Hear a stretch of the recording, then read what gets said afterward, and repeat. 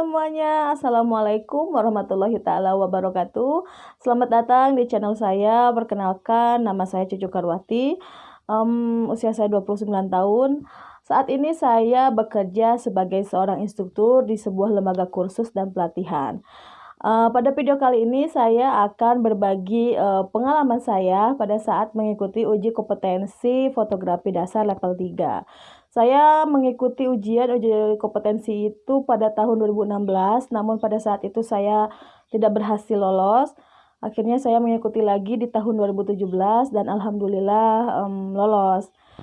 Dan setelah itu saya juga bekerja sebagai tenaga administrasi di sebuah lembaga TUK khusus bidang fotografi. Jadi sedikit banyak mengamati apa saja yang terjadi pada proses pelaksanaan uji kompetensi di bidang fotografi level 3 ini. Pada saat ini saya akan membahas ujian kompetensi yang jalur untuk mereka para fotografer yang sudah profesional untuk mendapatkan uji kompetensi ini. Dari yang saya lihat, karena kebetulan pada saat saya uji kom juga itu dengan mereka para fotografer yang sudah pro, bahkan mungkin orderannya juga sudah sangat banyak. Dia sudah diakui di masyarakat, hasil karyanya bagus dan sebagainya, harganya pun juga sudah tinggi, sudah mahal. Tapi pas dia mengikuti uji kompetensi, dia tidak berhasil. Dari yang saya amati dari sekian banyak peserta, dari satu kali proses uji kom, itu hanya sekitar 30 sampai 40% peserta yang lolos dari keseluruhan peserta. Nah, di sini yang saya amati kenapa bisa seperti ini? Pasti banyak juga fotografer yang sudah profesional merasa kecewa, kenapa gitu? Kok bisa saya tidak lulus gitu. Nah, di sini saya akan memberitahukan sistematikanya dari uji kompetensi itu seperti apa. Uji kompetensi itu nantinya bakal pertama-tama saya akan menjelaskan dulu apa itu uji kompetensi. Uji kompetensi adalah ujian untuk mengetahui standar kita, kompetensi kita untuk menjadi seorang fotografer. Nantinya kan kita akan mendapatkan sertifikat kompetensi. Nah, untuk mendapatkan sertifikat itu kita kan harus mencapai standar. Mengacu pada Keputusan Menteri Tenaga Kerja dan Transmigrasi Republik Indonesia Nomor 355 pada tahun 2014 tentang penetapan standar kompetensi kerja nasional Indonesia, kategori jasa profesional, ilmiah, dan teknis, golongan pokok jasa profesional, ilmiah, dan teknis lainnya di bidang fotografi. Nah, di sini dirangkum oleh para master fotografi, oleh para pendidik fotografi semua dan seluruh Indonesia bergabung untuk menyusun SKKNI ini gitu. Nah, inilah strukturnya, sistematikanya untuk uji kom itu sendiri. Di sini jelas apa saja yang akan diujikan, apa saja yang akan ditanyakan, apa saja yang harus diketahui oleh para fotografer untuk mendapatkan sertifikat ini. Nah, inilah ada 18 unit kompetensi yang harus kalian penuhi nantinya akan diujikan. Untuk mendapatkan sertifikat itu nanti ujiannya akan ada 2 tahap, yaitu ujian teori dan ujian praktek. Nah, untuk ujian praktek dipastikan mereka para fotografer yang sudah malang melintang di dunia fotografi, mereka tidak akan ada kendala. Yang jadi masalah di sini adalah kebanyakan dari mereka yang mengikuti uji kompetensi adalah gagal di ujian teori. Nah, ini yang mau saya bahas gitu. Nah, saya akan bedah bagaimana kenapa sampai banyak yang tidak lolos di ujian teori. Nah, seperti yang saya bilang tadi, untuk mencapai sebuah standar itu harus dibutuhkan ada standarnya kan, ada sesuatu yang harus dicapai.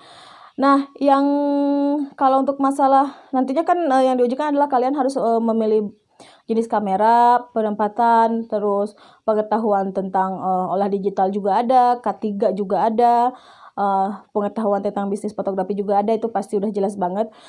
Cuman di sini yang saya lihat yang sebenarnya satu yang agak sedikit Makanya kalian untuk yang teman-teman yang profesional yang mau mengikuti ujian kompetensi, jangan merasa saya sudah jadi seorang fotografer lah, ujian kecil sok aja gitu.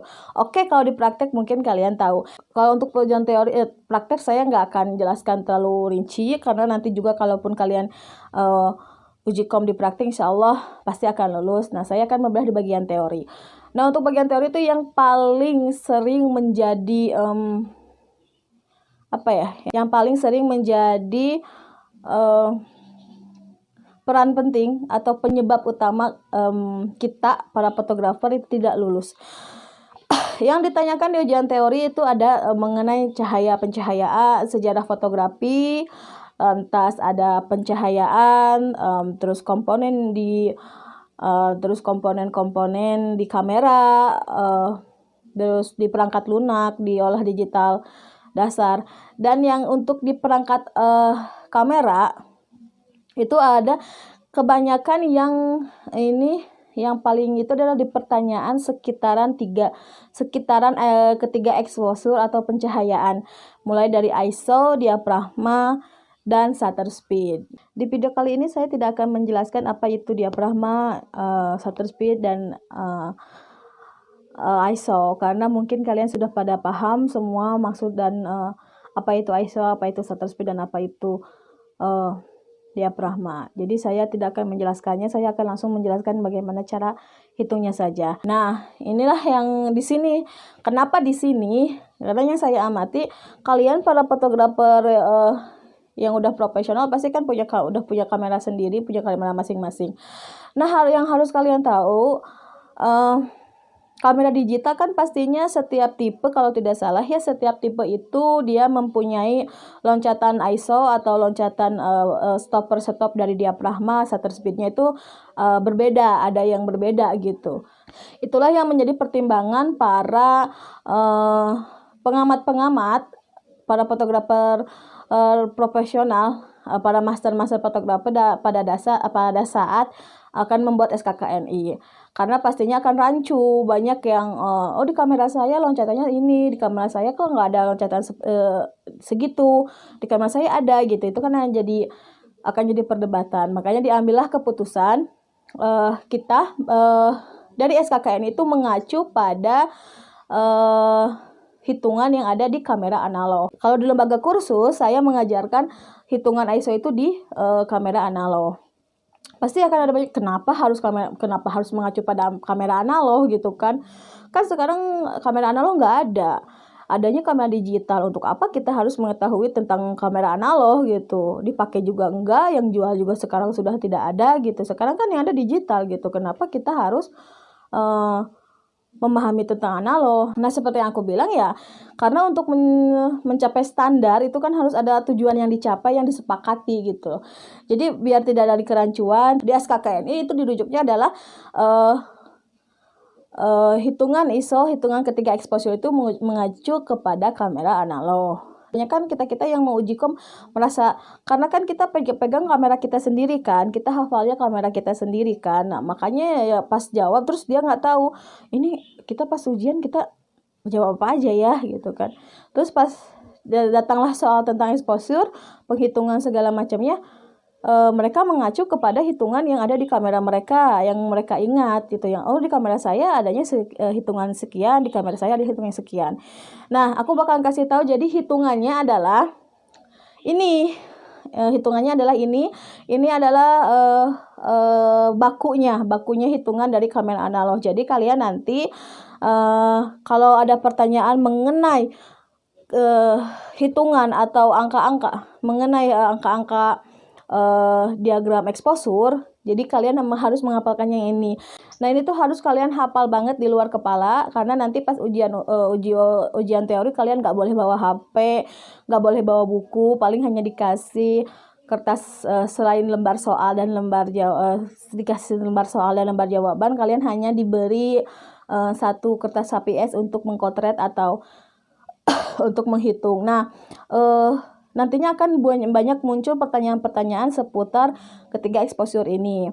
Nah, di video kali ini juga, selain kalian mengetahui ini yang harus dihafalin, ini boleh banget kalian boleh banget kalian copy atau kalian catat, silahkan. Ini harus dihafalin di luar kepala karena nanti akan jadi kotretan. Nah, sekarang aku bakalan nunjukin gimana cara ngitungnya biar kalian bisa menjawabnya kalau ada pertanyaan seputar segitiga exposure ini. Oke, kita mulai. Aku bakalan kasih satu contoh tentang penghitungan exposure. Oke, sebenarnya, nah ini aku di sini udah nyiapin kertas HPS buat nanti kotret-kotretnya. Nanti juga kalian pas ujian teorinya pasti akan dikasih kertas HPS lembar kayak gini buat kalian ngitung hitungan exposure-nya. Mau kasih contoh salah satu soal di hitungan diafragma atau di hitungan kombinasi exposure.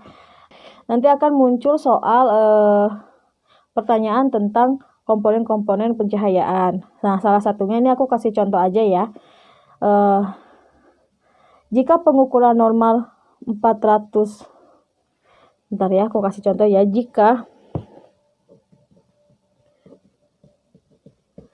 Jika pengukuran normal ISO 400, diafragmanya 8 dan shutter speednya 125, diubah menjadi ISO 800, diafragma 16. Nah, berapakah shutter speed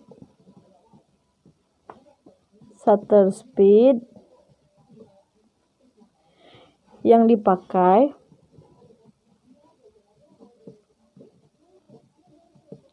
agar pencahayaan tetap normal?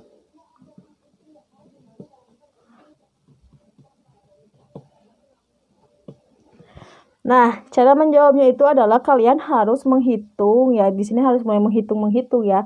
Dan seperti yang aku bilang tadi, hitungannya adalah kalian merujuknya kepada diagram yang ada di kamera analog. Nah, di sini aku bakalan kasih tahu kalian juga. Nah, ini hitungan ISO, hitungan diafragma dan shutter speed ini harus kalian hafalkan di luar kepala. Nah, kita buat dulu ininya kita buat dulu untuk coret-coretannya. Kalau kalian mau ke pinggir boleh, kalau aku enaknya lebih ke atas ya. Kita buat ini di sini diafragma misal ya, speed, ini ISO. Nah, kita buat di sini ke atas kita terang, ke bawahnya gelap. Kalau untuk para fotografer pasti sudah tahu lah ya. Nah, hitungannya kita buat dulu diagram ininya. Kita buat dulu. Nah, ISO tuh diafragma tuh berapa aja hitungannya. Biasanya di sini ada 10.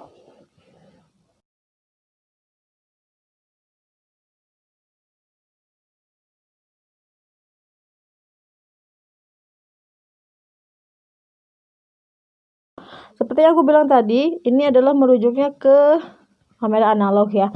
Jadi di kamera analog tuh kalau diafragma tuh yang paling gelap dia bukaan berapa. Di diafragma tuh yang paling gelap dia bukaan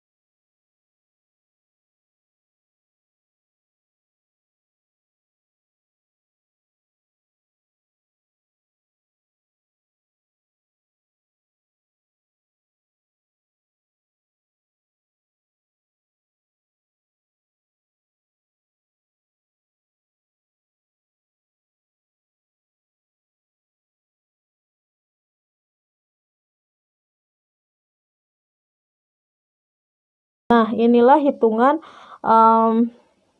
hitungan baku diafragma, ISO dan shutter speed. Jadi ini semua tuh harus kalian hafal di luar kepala nih, hitungan ini diafragma, hitungan shutter speed berapa, ISO berapa. Jadi nanti buat kalian, nanti kalian dikasih kertas lembar untuk contekan atau untuk urat-urat pas bagian pertanyaan yang ini. Nah, cara hitungnya tadi pertanyaannya adalah jika pengukuran normal ISO 400, diafragma 8 dan shutter speed 125. ISO-nya di 400. Kita kasih tanda ISO-nya di 400. Terus di sini aku pakai bolpen ya, tapi nanti kalian pastinya nggak boleh pakai bolpen, harus pakai pensil. ISO-nya 400, diafragmanya 8. Ini yang hitungan normalnya. Ini normalnya.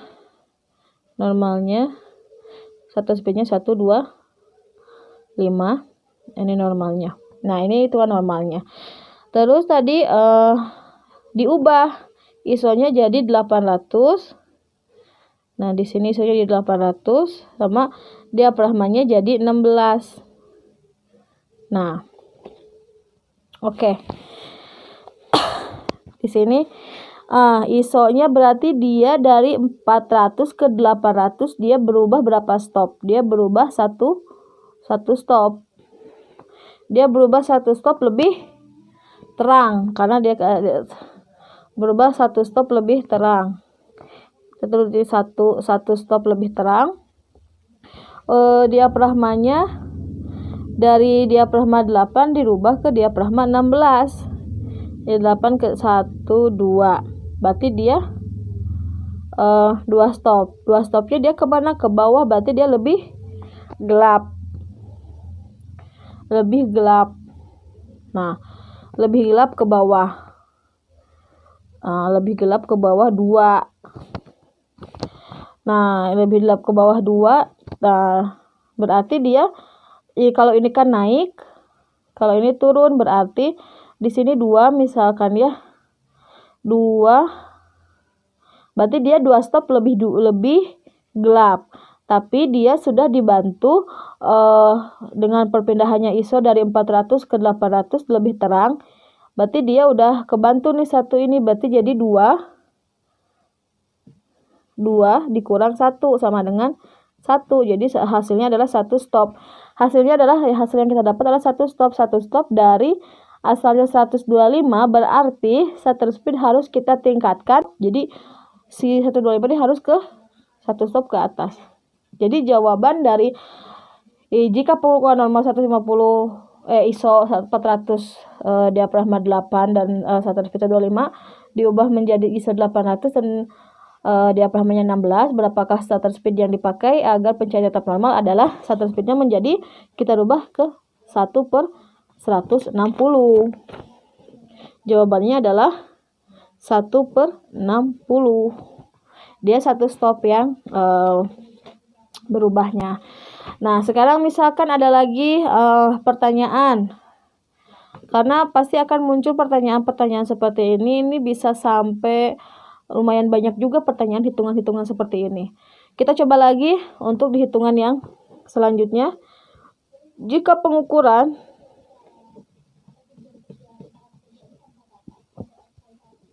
normal ISO 200, f4 dan shutter speednya 1/60 detik diubah menjadi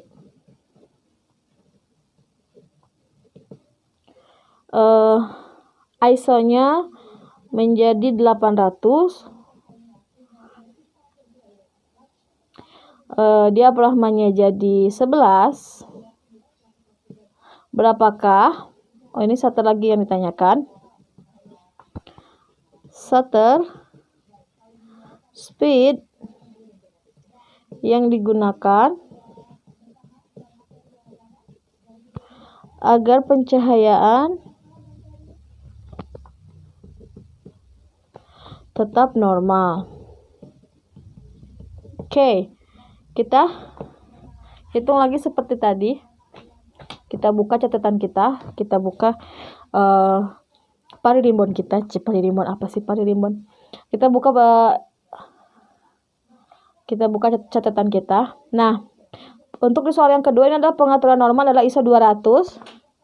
ISO 200. Diafragmanya 4. Diafragma 4 dan shutter 60. Oke. Diubah menjadi ISO-nya di 800. Berarti dia naik 2 stop ya.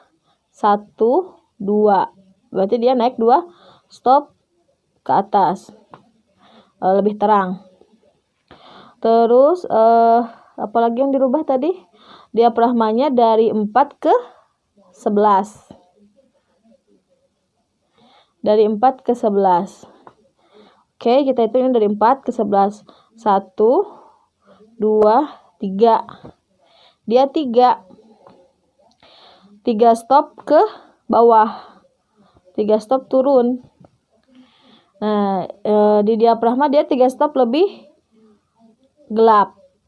Di ISO dia dirubah 2 stop lebih terang. Berarti 3 aja, 3 dikurang 2 sama dengan 1 stop. Berarti dari hitungan ini pencahayaan masih under 1 stop. Berarti apa yang harus kita lakukan? Kita harus tingkatkan dia 1 stop lebih cerah kan. Nah, berarti 1 stop dari 1/60 adalah 30. Jadi jawaban untuk nomor 2 adalah shutter speednya adalah 1/30.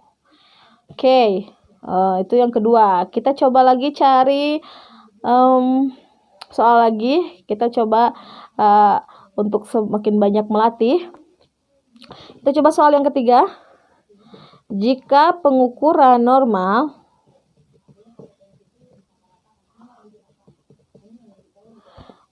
adalah ISO 100, F-nya 8, shutter speednya 1/125, diubah menjadi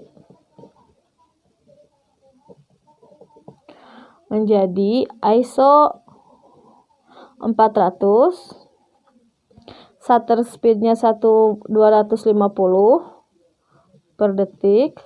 Berapakah diafragma?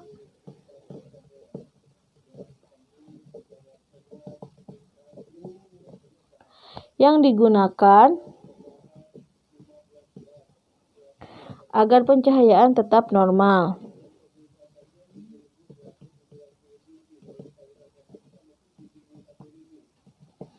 Oke. Kita mulai hitung lagi. Kita lihat lagi hitungan ini. Tadi normalnya adalah ISO-nya 100. Diafragmanya 8. Di 8 ya. Shutter speednya di 125. 125 mana? Oh, ini 125. 125. Diubah menjadi ISO-nya 400. ISO dia dirubah jadi 400, dari 100 ke 400. 1, 2. Dia stop 2 stop lebih terang. Terus dirubah shutter speednya dari 125 ke 250. Dari 125 ke 150 dia turun 1 stop. Dia turun 1 stop. Oh, ini udah enak banget nih. 2 dikurang 1. Sama, karena ke atas udah terang, tapi dibantu dengan speed yang turun, dia semakin gelap kan. Karena ke bawah semakin gelap, ke atas semakin terang. Jadi 2 dikurang 1 sama 2 dikurang 1 sama dengan 1. Berarti kita tinggal ubah diafragma yang tadinya 8, kita harus rubah dia 1 stop. 1 stopnya kemana? Tadi hasilnya dia under atau over? Dia naiknya 2 stop, tapi turun 1 stop. Berarti dia masih terlalu terang. Berarti kita harus gelapkan 1 stop. Dari F8 kita turunkan 1 stop ke F11. Jadi jawaban dari Soal nomor 3 adalah F11. Teman-teman, mungkin kita aja dulu video aku kali ini. Semoga membantu. Jangan lupa untuk like, komen, dan subscribe di channel aku. Mungkin segitu aja yang bisa aku kasih tahu tentang pengalaman aku. Mudah-mudahan bermanfaat buat kalian semua. Untuk teman-teman yang mau mengikuti uji kompetensi, semangat belajarnya. Mudah-mudahan kalian semua bisa lolos. Oke, segitu aja dulu lah video aku kali ini. Jangan lupa untuk like, komen, dan subscribe. Kalau menurut kalian video saya bermanfaat, silahkan di-share. Terima kasih sudah meluangkan waktunya untuk menonton video saya. Sampai jumpa di video saya yang selanjutnya. Assalamualaikum warahmatullahi wabarakatuh.